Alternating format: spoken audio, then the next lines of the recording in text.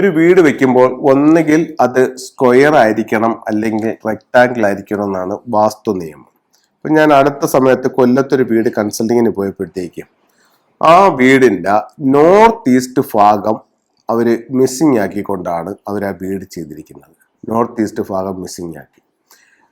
അപ്പോ ഇത് സൗത്ത്, ഇത് നോർത്ത്, ഇത് വെസ്റ്റ്, ഇത് ഓരോ ദിക്കുകളും മനസ്സിലാവാൻ വേണ്ടിയിട്ടാണ് ഇങ്ങനെ മാർക്ക് ചെയ്യുന്നത്.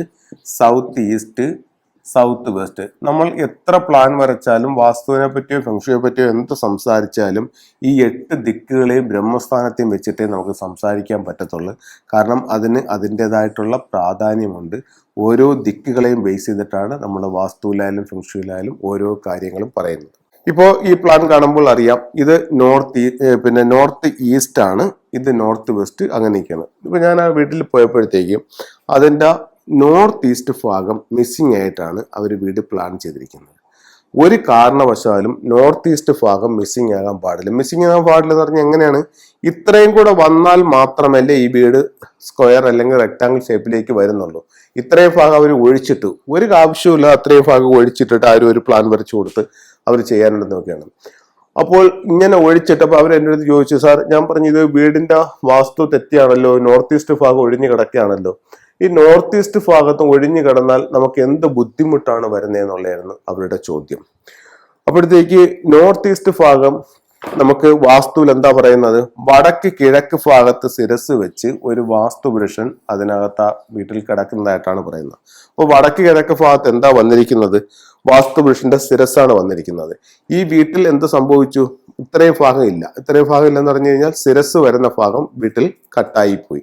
ശിരസ് വരുന്ന ഭാഗം വീട്ടിൽ കട്ടായി പോകുമ്പോൾ നമുക്ക് ടെൻഷൻ, മാനസികമായിട്ടുള്ള സമ്മർദ്ദങ്ങള്, സ്ട്രെസ്, അങ്ങനെ മാനസികമായിട്ടുള്ള, അതായത് ഹെഡുമായി ബന്ധപ്പെട്ടിട്ടുള്ള കാര്യങ്ങൾക്ക് ഈ കാരണങ്ങൾ കൊണ്ട് ഒരുപക്ഷെ വീട്ടിൽ വരാനുള്ള സാധ്യതയുണ്ട്. എല്ലാ വീട്ടിലും വരണമെന്ന് നിർബന്ധമില്ല, പക്ഷേ ഇത്തരത്തിലുള്ളൊരു സാധ്യത വാസ്തുവിൽ പറയുന്നുണ്ട്.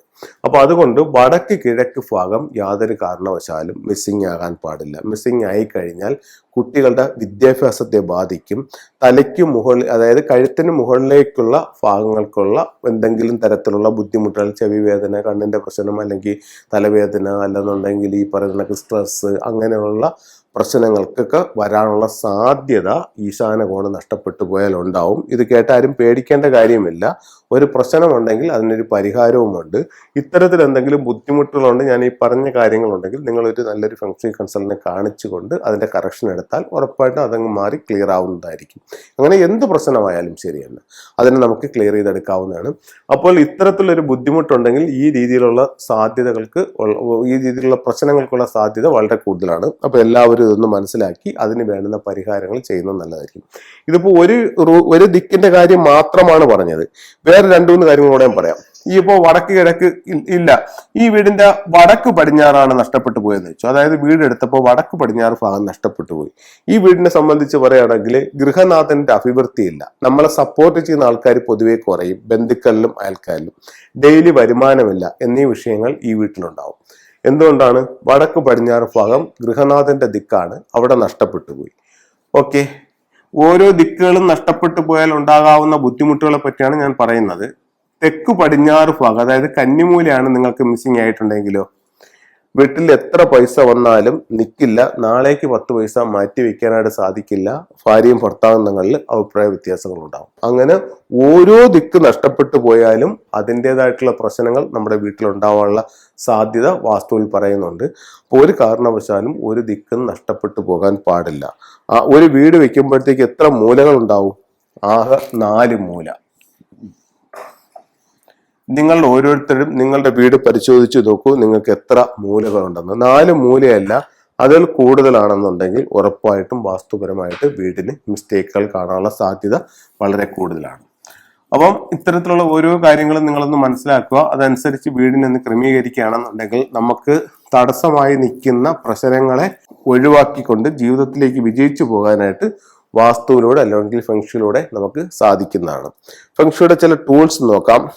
ഇത് ഇപ്പൊ കന്നിമൂല മിസ്സിംഗ് ആണെന്ന് പറഞ്ഞാല് കന്നിമൂല ഭാഗത്ത് ഇത്തരത്തിലുള്ള ഒരു ടൂൾസ് വയ്ക്കുന്നത് നമുക്ക് ഭാര്യയും ഭർത്താവും തമ്മിലുള്ള ഐക്യത്തിന്, വിവാഹം നടക്കാനൊക്കെ ഇത് നല്ലൊരു ടൂളായിട്ട് ഫെങ്ഷുയിൽ കണക്കാക്കുന്നു. അതുപോലെ 2024 പടിഞ്ഞാറ് ഭാഗത്തൊരു 5 വന്നിട്ടുണ്ട്. അതിന് ഒരു പരിഹാരമായി 5 എലമെന്റ് പഗോഡ എല്ലാവരും പടിഞ്ഞാറ് ഭാഗത്ത് പ്ലേസ് ചെയ്യുന്നത് ഏറ്റവും നല്ലതായിരിക്കും. ഇത് എല്ലാവർക്കും കോമൺ ആയിട്ട് വെക്കാവുന്ന ഒരു ടൂളാണ്. ഒരു ട്രാവലിംഗ് ബുദ്ധയുടെ സ്റ്റാച്ചു ആണ്. ഒത്തിരി സൗഭാഗ്യങ്ങളായിട്ട് ഒരു ബുദ്ധ നമ്മുടെ വീട്ടിനുള്ളിലേക്ക് വരുന്ന രീതിയിൽ ഇതിനെ പ്ലേസ് ചെയ്യാവുന്നതാണ്. വീട്ടിലേക്ക് വരുന്ന നെഗറ്റീവ് ഊർജത്തെ വീട്ടിലേക്ക് കടത്താതെ പ്രൊട്ടക്ഷനായിട്ട് ഇത്തരത്തിലുള്ള ഒരു സ്റ്റാച്ചു ഉപയോഗിക്കാവുന്നതാണ്. കോൺ കിങ് എന്നാണ് ഇതിൻ്റെ പേര്. അങ്ങനെ ഓരോ ചിത്രങ്ങളും രൂപങ്ങളും നിങ്ങളുടെ ജീവിതത്തിൽ വലിയ മാറ്റങ്ങൾ ഉണ്ടാക്കും ഫെങ്ഷുയിലൂടെ.